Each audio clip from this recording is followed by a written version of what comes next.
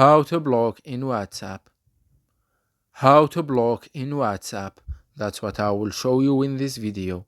But before we begin, make sure to subscribe to the channel and ring the bell to get notified whenever a new video is uploaded. With that said, let's get started. So go ahead and open up WhatsApp. And in fact, there are a few options that you can use in order to block people. The first one is you can open up the chat or conversation of the person that you want to block.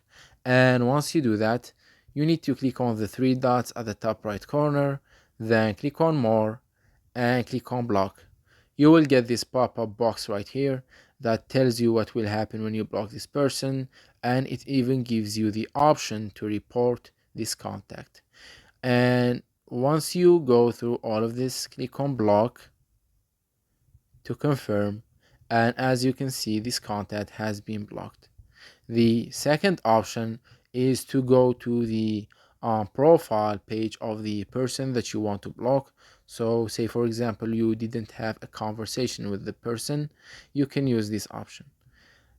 Go just to the profile page, and once you are there, scroll down to the end of the page and you can see the red text that says block.